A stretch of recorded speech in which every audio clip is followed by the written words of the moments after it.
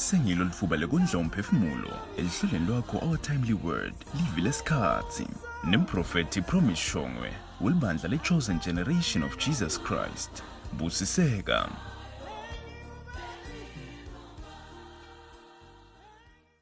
Thank you very much. Amen. Sathemba mlaleli ekhaya sokhumbulekile. Amen. Namhla ngifuna sigijime ngamatubane lamakhulu sitawugijima siye ku Luke chapter 4 sitawuqala kufunza from verse 3. Amen. Yingcingwana nje mlaleli ekhaya la khona Jesu alingwa ngisathane khona. Little Bible ngenxa ya moya waholela Jesu ehlane kuthi alingwe sitha sathane. Amen. Amen. Nakasalingwa ke kunemibuto la kunenkulumo lapha leyavela babutana nje noma sathana samlinga azama tonke etindlela dekuthi afakazele ukuthi na Jesu utawufana na Adam na Eva utaba convinced information elivangela lishumayela. Amen. Cela usifunzele babe usifunzele lo Luke chapter 4 usicalele noma ungasicalela kulo verse 4 nje khona vele ngifuna ukuyikhuluma nemlaleli ekhaya. Luke 4 verse 4. Okay, siqale Luke 4 from verse 1 down to verse 4. Yes. Luke 4 verse 1. Amen. Jesu wabuya eJordani asagcwele moya longcwele. Moya longcwele wamholela ehlane. Verse 2. Lapho alingwa nguSathane emalanga langu-40. Abengadli lutho kulawo malanga. Kodwa indlala wayiva ekupheleni kwawo. Verse 3. Sathane wathi kuye, "Nangabe uyindvodzana yaNkulunkulu, tshelana litshe liguquke libe sinkwa." Jesu wamphendula wathi, "Umbhalo uthi, umuntu angeke aphile ngesinkwa sodwa." Verse 5. Sathane wamphakamisa wamkhombisa ngokushesha lokukhulu yonke imibuso yomhlaba. Wathi, "Ngitakunika onke lamandla nabo bonke lobunjini. Ngoba konke bunikwa mina. Futhi ngingabunika noma ngubani lengithandayo. Konke lokhu kungaba kwakho. Na ungamane ukhothame kanye nje." Jesu wamphendula wathi, "Umbhalo uthi, khothama inkosi uNkulunkulu wakho, umkhonte yena yedwa." Amen. Namuhla siyabonga baba. Namuhla kakhulu ngifuna kwenda sihloko lesitawuthi uthini umbhalo noma singasibita sithi kushobani. Amen. Uthini umbhalo noma kushobani. Amen. Kuko konke lokwendako lokucabangako lokwesabako lokuvako lokukhathatako kushobani kuthi khathateka ngalendlela sokhathateke ngayo kanjalo. Nekwekuthi uthini umbhalo ngaloko. Amen. Lana sibona Jesu alayela ilevel ye discipline ne dedication yakhe yekumesaba uNkulunkulu no matter the intensity of every challenge that he was facing. Lana Jesu was presented with things that he needed the most, which he could have survived without, but ngenxa yokuthi sithi abesati ukuthi udidzinga kakhulu ngalesikhathi lento. Amen. Bese baphela Jesu bekalambe kakhulu asenhlane alingwa ngisathane. Alambe kakhulu to an extent yethi beyangadla noma ngayini kube bekududana. But he was disciplined to say no to the devil because of ukuthi utheni uNkulunkulu. Amen. Sesiyabona nalana solo siyafakazeleka lana sesikhumbutika nje Jesu nakakhuluma athi manje ke kude indvodzana lekwendako letendela kona. Yenda lokho lebona uyise akwenda. Wathi Jesu manje ke konke lenkwendako mina ngisuke ngikubone kubaba. Lokho ukuthi nalana uthi Jesu manje ke even kunetindvo bantfu labasinabatkhanza bakito noma nabadenda bathi awube seningamane ningisole bese kude bengingakwena. Lesimo lapha bese sibita ukuthi ngifane na wonke umuntu. Whether ungimake emangweni, whether usemsebentini, bonke abakathembeki kwenda lokho imithetho necontract enayisayina levumela kona akusho akugunya ukuthi bayabona abaphasi noma babona akugunyati ukuthi wende ngendlela lova ngayo. Especially now ngumvana uNkulunkulu. Ngisho bangaboni. There is a need for loyalty, honesty, even in that place, because you are in a positional place la ube entrusted khona with power, resources and assets. So Jesu uthi manje ke no, mina ngimani ngendele ngikufunako nale ngikubonako. It's either kusho babe kuthi ngibona yena uyakwenda noma uyasho ngenda lokho lokushiwo ngumbhalo nale ngibona babe akwenda noma asho. Ngifuna usiphinzele lapha kulo verse 3 babe mabili. Usifunzele phinzelo verse 3 to verse 4 ngilokhona kunika lo mlaleli lokulengitengako namhla. Verse 3. Yes. Sathane wathi kuye. Luke chapter 4 verse 3 right now. Sathane wathi kuye. Nangabe uyindvodzana yaNkulunkulu, tshela nali litshe liguquke libe singwa. Amen. Kusho Sathane uthi Jesu nangabe uyindvodzana yaNkulunkulu yendani? Tshela nali litshe liguquke libe singwa. Oh my goodness. Lo mbuto lona mlalele ekhaya awusiwo musha. Itolo noma ngayitolo before Jesu athathwe alingwe abe sehlane. Kwendeke kanjena uhambe wayobhajatiswa nguJohane. Little Bible nakema phambi kwaJohane ambhabhatisa Johane wakhuluma emagama Johane wathi nangelo thandwa uNkulunkulu noma nangu lokhethwe uNkulunkulu. Nangu lo muntu lebengisolo ngilungisa indlela yakhe. Angikafanelwa ngisho ukuthinza ingcabule takhe ngenxa yendlela laphakeme ngayo ku rank kunami. And Little Bible kwavuleke emazulu wevakala live likhuluma lathi lena indvodzana yami lenjani lengithokotile ngayo.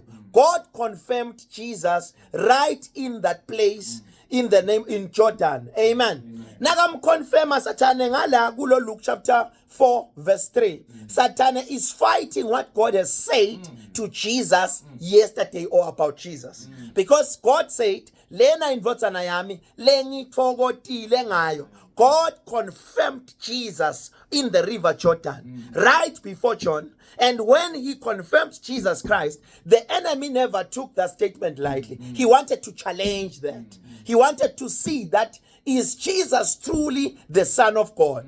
If he is truly a Son of God, kuNkulunkulu, ngabe Jesu yena uyadada ini lokuthu ingilendvodzana uNkulunkulu. Angiphenzi. Sathane beka challenge ukuthi uNkulunkulu sokhulumile. Kuthi Jesu uyindvodzana yakhe. Mane ngabe Jesu lokukhulunywa uNkulunkulu uyakholwa yini? Uyakwemukela yini? Unesibinzi yini kiko? Noma nje uNkulunkulu kuphela lo claima Jesu udelwadi ngalo. Ngalelanga leli ke mzalwane nakaTsathane manje ke gucula naliche ulende libe singwa. Bekalwa nestatement lebeshido itolo. Ngalamafisha ngizama ukuthi itolo bosesondweni lifundzisiwe live la uNkulunkulu. Ithi ingcebo kaNkulunkulu betikhuluma live la uNkulunkulu tuke empilo yakho. And kulokuthi kulokukhuluma kwabo live tuke empilo yakho. Namuhla kuleli viki leli utabe ulwa timbi ti against kusitithi tent ingcebo kaNkulunkulu kuyitho. That's how it is. That's how it is. That's why it's very important in Zabaye fellowship, in Zabaye Klanganye, because God has placed his servants to be his mouthpiece, to speak his word. And whatever labakufundisa usuyohlangana nako during that week or in months to come. So Jesu lana kliwa nenshumayelo lebeyikhulunywa itolo. uNkulunkulu aconfirma Jesu athi lena indvodzana yami lengithokotile ngayo. Uthi manje ke Sathane ke kucula nali litshe ulende libe singwa. Ngalamafisha compromise purity and faithfulness in the word of God for the sake of your challenge. Compromise, denounce that you are a child of God for the sake of a meal. He was doing this based on the background that he had about Esau and Jacob. Jacob sold his birthright because of food. Same applies with Jesus. Because of Satan being successful to do that with Esau and Jacob, he wanted to repeat it with Jesus Christ. He thought Jesus Christ will sell his sonship and who he was for the sake of a meal for that day. Amen. Wazama kuthengisela Jesu lipleti amthengisele ngethi ungubani naturally. Amen. And Jesu wala wathi ukwentile nga Esau lokho but angeke usakwenda ngami. Amen. So he refused. So there is a need of a level of discipline in the word to children of God. Kunesidingo sekuthi kube nekucaphela isiswa kwelive la uNkulunkulu nalikhulunyiwe tukwempilo yakho. Jesu wala kuthengisa ini? Kuthengisa kuba indvodzana kwakhe kuNkulunkulu ngenxa yethi ashintshe litshe libe singwa. Ngifuna ukukutshela mlaleli ekhaya ukuthi kube Jesu walalela Sathane walishintsha lelitshe labasingo belitawushintsha vele lelitshe libe singo but budvodzana baJesu bebutabe bumlahlekela ngalelo langa bekataba lahlekelene naNkulunkulu lokhu lakukhala nase siphambanweni athi babe ungishiyelani Eloi Eloi babe ungishiyelani bekataka experience there and there Jesus' ministry was going to end on that day. So Satan was threatening the mission that Jesus Christ came for on earth. So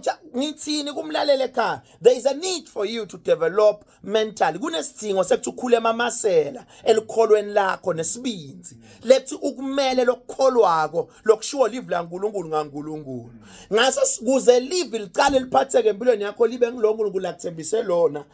Kutawubita ukuthi ulwele ume lathi kwalo noma simo singavumi. Angathi ukuthi ngiphi message leshiwa ibretin yakho noma ibank account yakho but ngithi mine kutaba kuhle kuwe na ungiloyo lothandza uNkulunkulu according to Romans chapter 8 verse 28 kuthi manje ke iBhayibheli tonke into thibana tibe ngiletinhle kulabo labamsaba kobani simakathi but le live lelo kuze liphatheke tukwempilo yakho utawudzinga kuba discipline njenga Jesu Kristu lothi yena manje ke ngenda lokubona baba kwenda kwesibili ngenda kuye ngethi live la uNkulunkulu ulithini live la uNkulunkulu amen so there is that need to bantwana baNkulunkulu to do things based on what the word of God says ngoba lithi iBhayibheli uNkulunkulu waliphakamisa live lakhe ngetulu kwako konke nanaye ungaphasi kwelive lakhe bese lelinye live lisimanje ke live la uNkulunkulu lithi lingakhulunywa alibuyi yaba lingakawenda umsebenzi noma ngangiliphi live lelikhulunywa kuwe mlalele ekhaya egameni lika Jesu I want to energize that word I am saying it is true in your life you need to stand and be stubborn to what God has said